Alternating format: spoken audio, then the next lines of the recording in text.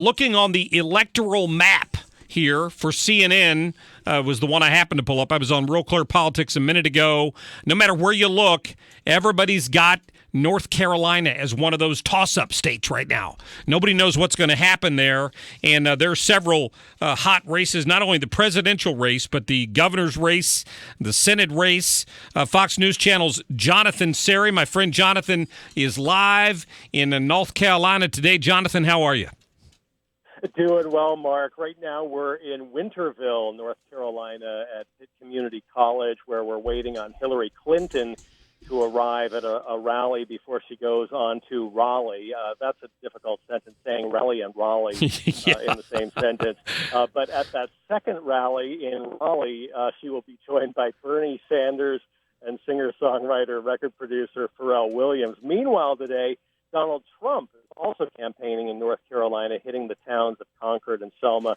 Both candidates hitting this battleground state hard. For Trump, winning North Carolina is crucial if he wants to win the presidency. And for Clinton, North Carolina is part of that firewall that she hopes to build to prevent Donald Trump from doing that, Mark. And that's interesting because, you and I used to work together in local television years ago, and WRAL, one of the TV stations there in Raleigh, just put out a poll yesterday that shows Trump with a 6-point lead.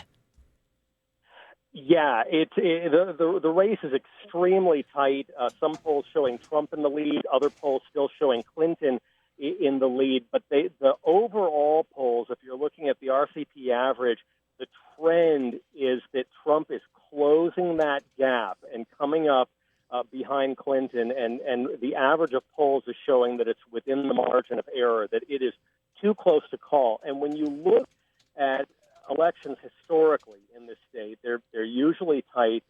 In particular, the 2008 election, Obama won over John McCain by just 14,000 votes. And so both campaigns in this election, Clinton and Trump, are trying to remind their voters of these tight margins and that this is one state where every vote truly counts. Jonathan, we're seeing something similar here. Well, even it's more dramatic in Missouri because Trump has, depending on which poll you look at, a 12 to 14 point lead in Missouri.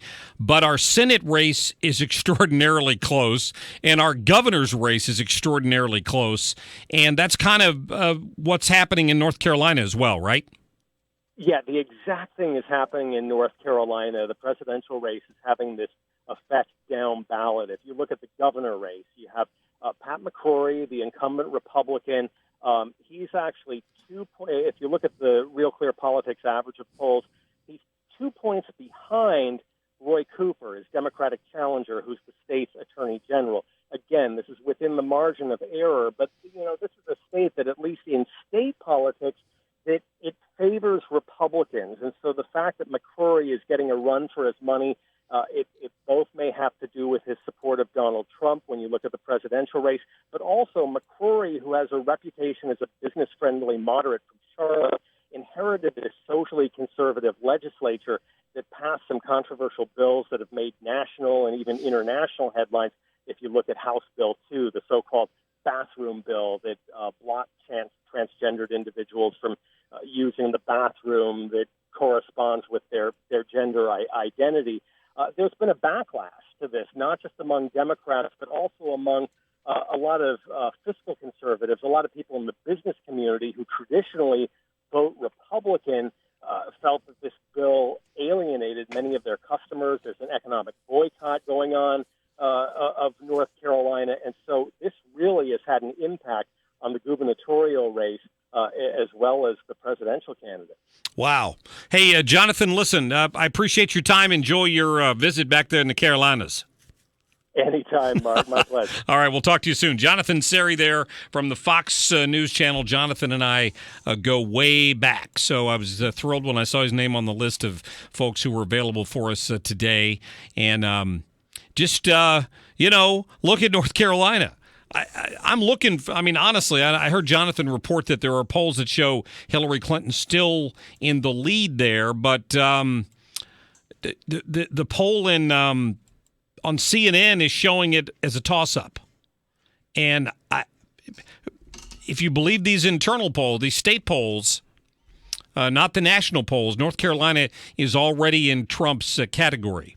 So he's up in Arizona. It's tied in Florida. He's up in Ohio. He's up in Nevada. He's probably going to win New Hampshire, which right now they have in Hillary Clinton's category. He's got a good chance in Pennsylvania. Things are turning around in Michigan. This poll's got Colorado in Hillary Clinton's category.